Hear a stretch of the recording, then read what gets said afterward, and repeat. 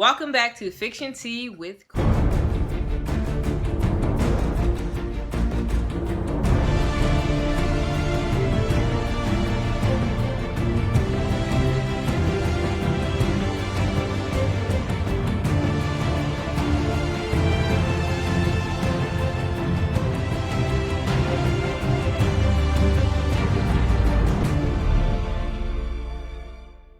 So today on Fiction Tea, we're going to talk about the show Legion. So Legion is a good show so far.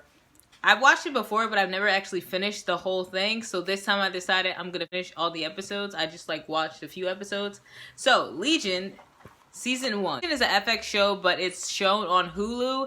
It's about a guy named David who has schizophrenia, and he ends up hanging himself, and he ends up in a psych ward. So the intro of the episode starts with David. It starts with him showing the trials of his life, how he was a baby, and then he went from a baby to a young kid, and then from a young kid he went to the teenager, and it shows this scene of him as a teenager, and he busts out the police windows, and he's drinking, and everything is moving in slow motion, and it shows a scene where all the people are screaming in his face. I really like that. I like how they stopped everything and slowed it in slow motion. I like how they made the show, I like how they made the intro slow motion, because you were seeing it from his perspective. Everything was just moving really slow, and you could see he started going crazy, and then end scene goes to him in the site. Beginning of the episode,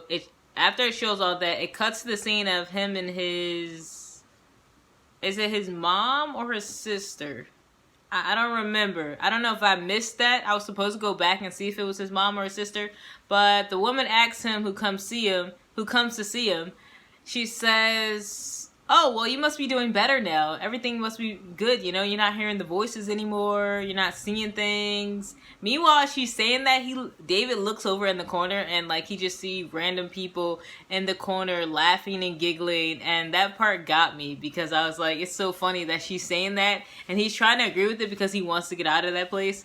And meanwhile, you just see people in the corner just giggling. I love that it's from his perspective, so everything that you're seeing is from his perspective, and there are definitely moments where you were what's actually going on? You're a little confused, because one, you have to understand he is schizophrenic, so his brain is gonna be scattered, and also it's the beginning of the episode, so you have to keep watching to learn what's going on and what's happening. I love the music that they used for this episode, because it was very theatrical type music. It reminded me of when you go see a live play and they're playing that music, you're there, you're live watching the play as it happens. I also disgustingly didn't enjoy, but at the same time, I love the effect of the spit that was coming down one of those patients' mouth. I thought it was so gross, and then I was eating at the time, so I had to turn my head and eat my food, and then I'm just ugh, it was so gross. I love that it made you feel oh, that's so gross, but the special effects of the spit I thought was good, whoever did that part, because it just looks so real. It looks so real, and it looks so nasty, but at the same time, it was thick and ugh. There's a part where David, he starts to have his flashbacks while he's in his room, and his bed levitates off the floor, and his head cocks to one side, and everything just falls. I absolutely love that. That was such an awesome scene. I was I literally was watching the show what? This is so cool. Yeah, I was really amazed by a lot of those shots, especially when he fell on the floor, and then when he got up, it seemed like there was a fisheye camera in front of his face when he was looking, because of the way it looked. I don't think they crouched down. I think they used a fisheye camera, because it only got it was wide, but it wasn't so wide that you saw his whole body. It still was just focused on that one part. And I've had a fisheye mini little thing attached to my phone before, so I know what it looks like. I could be wrong, but I thought that was cool how they did that. I really enjoy the friend. Her name's Lynn, I believe. I really like her character. I like that she's really deranged, but at the same time she's sly and cool. She's yeah, Those are what the kids call Moxie, because they have some sort of group count with their counselor or whoever their doctor. And David's there, another patient, Lenny, is there, and a new patient is there. Her name is Sydney. We meet Lenny, and then we meet Sydney, and Sydney's character is just so great. She has like these tattoos on her hand.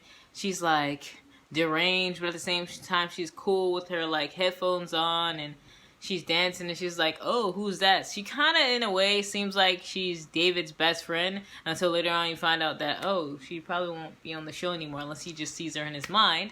But yeah, I liked her character. David meets Sydney, who he's super infatuated with. You can tell straight from the jump.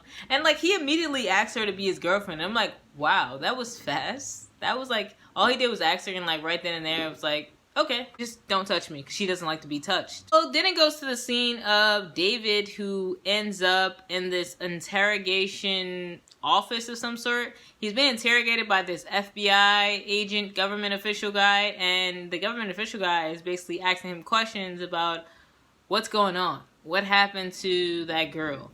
And the funny thing about that scene, or the creepy thing about that scene, is there's this guy in the corner who's like shaving. At first I thought he was shaving a ginger, because I just saw the knife and like this tan thing in tan. I'm like, is he just randomly in the corner shaving a ginger? Like, what is his purpose? And later on you find out that he's actually carving a dog. And his whole vibe is creepy. His vibe is actually creepier than the so-called psychos in the psych ward. You know, it's like, this guy's a complete weirdo. Like, he's not talking, he's not really saying anything. He's just like in the corner quietly. I mean, he gave me more of weird, creepy vibes than the actual psychos in the psych ward. Yeah, but we find out that this so-called agent who lies and acts like he's supposed to be helping David is actually working with the people who are watching David and all the... I'm going to assume all the other patients in there too.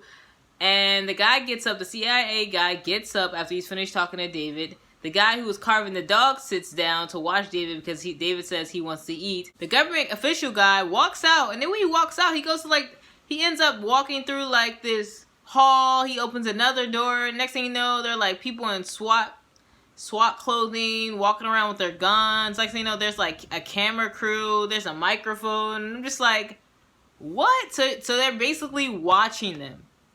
He goes back to this part of the building, and he goes talk to this guy, and the guy is like, okay, so what do you think? You think he's crazy? And the government guy is like, actually, no, I don't think he's crazy. And I think he knows that he's not crazy and that he has some sort of power. And he's very powerful. He just doesn't know how to use it, really.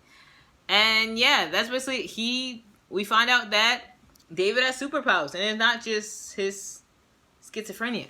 Like, he really has some cool superpowers. Really cool superpowers. The guy uses the word mutant, and of course that triggers X-Men. Like, when you think about mutants, you think about X-Men. Even though I wouldn't really compare the two, there are some similarities. Especially when it gets towards the end. There was a dog inside of the cave, and I also mentioned that the weird dude who was carving the dog and watching David but not talking. Thunder! Was watching David but not talking, puts down the dog that he made, and I assumed that that was a metaphor for David being a dog trapped in a cage, just like the dog that they had in the back in the cage. That's kind of what I assumed. Comment below, let me know your thoughts. So then it cuts to a scene of David. I believe he's having some sort of flashback.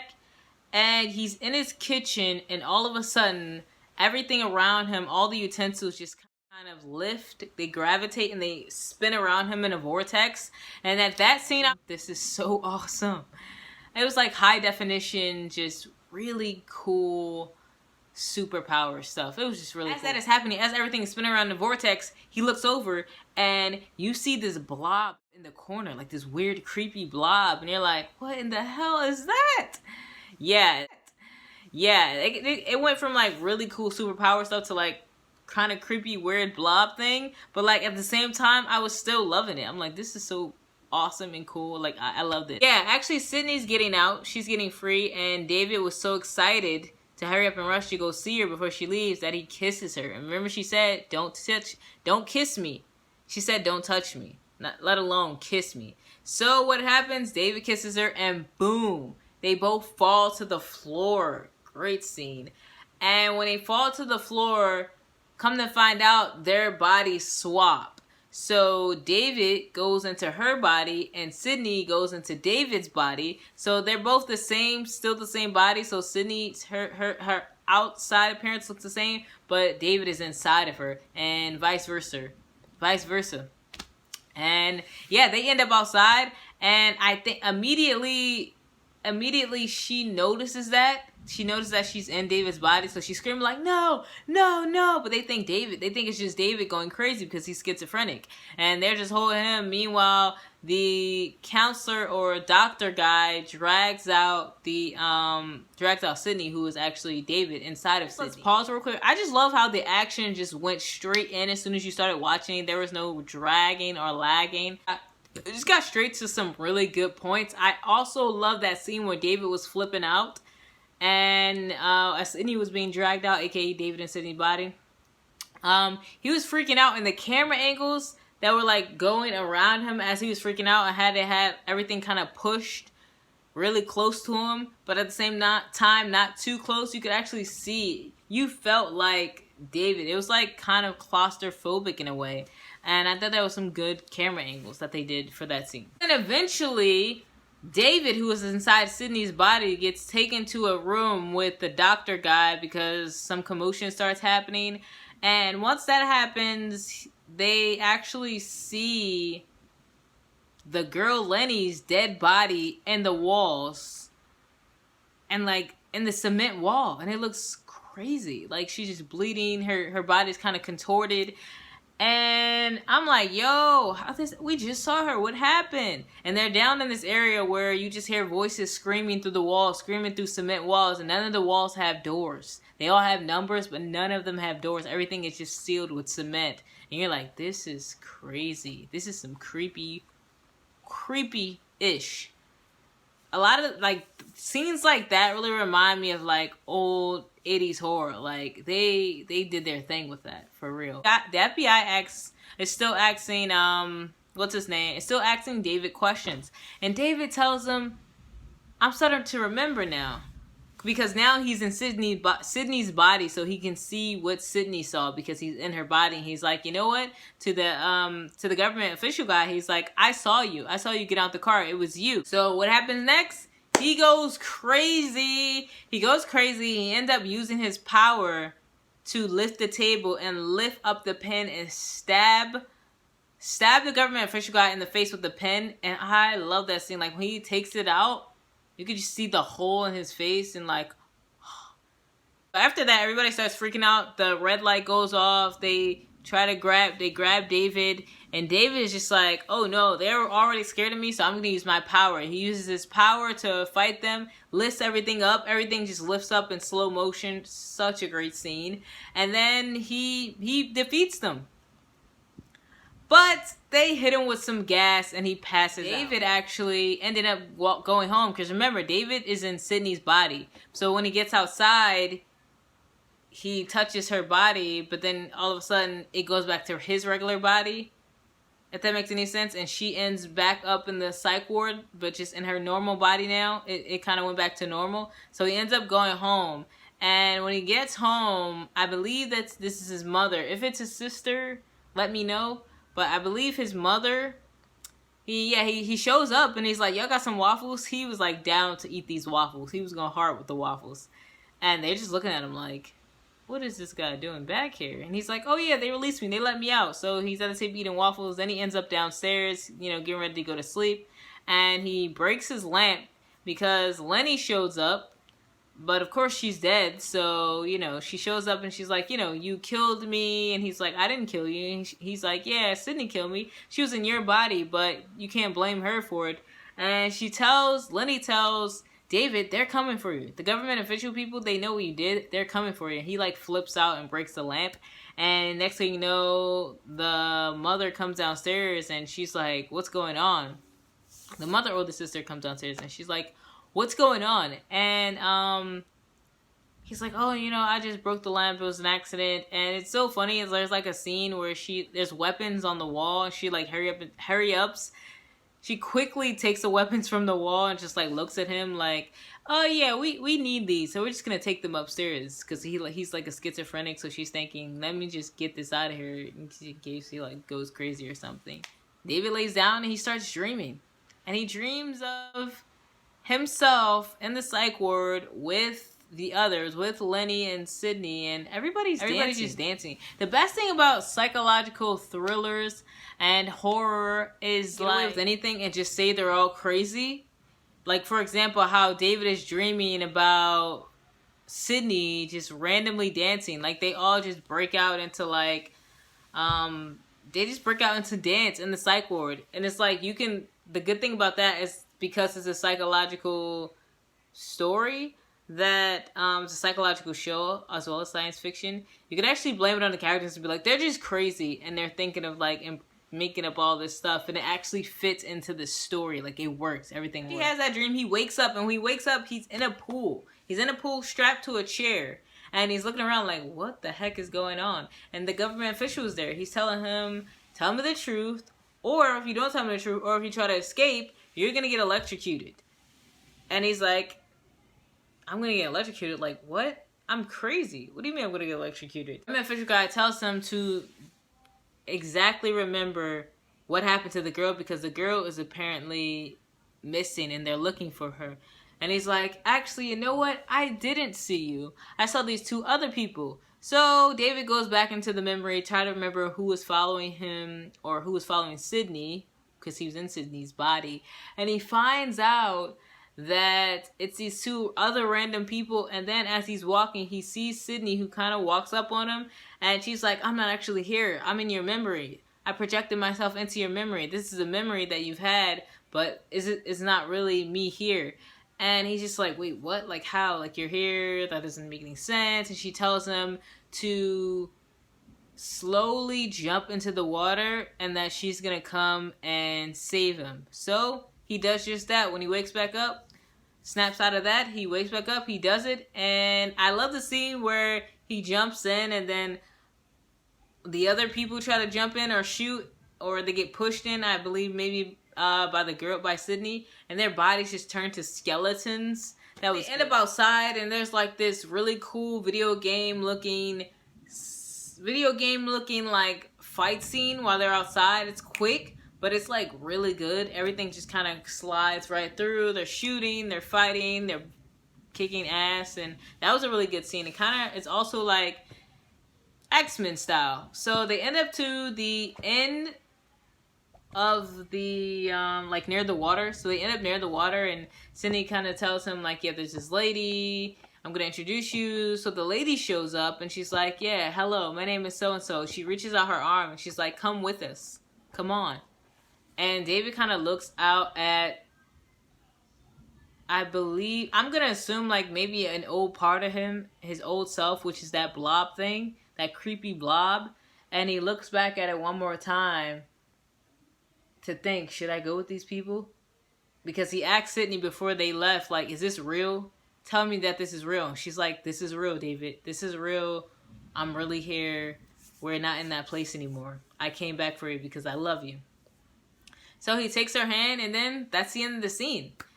Overall, what I thought about this show, I thought it was really good, a really good episode. Overall, what I thought about this episode, I thought it was really good with the action, with the plot. Is really good at like keeping you engaged with the visuals, even though you don't know what's going on because it's the beginning of the episode. It definitely keeps you entertained, and it definitely keeps you on your seat and like watching the show. Like, you're engaged as an audience. I really enjoyed that. I love the visuals, like what they did with it, how everything was in slow-mo, how everything lifted up, how you felt like you were that character because it was from their perspective. For example, there was a scene where Sydney was like, where David was in Sydney's body and he was looking at himself in the mirror, and he just like, where the camera was with Sydney, and it was almost like you were David in Sydney's body looking at the mirror. Like, that was a great scene. That was an awesome scene. Really enjoy psychological thriller and science fiction, you will really enjoy. I suggest and recommend that you really enjoyed the book Rain by yours truly, T Outlaw. That is me. That is my pen name.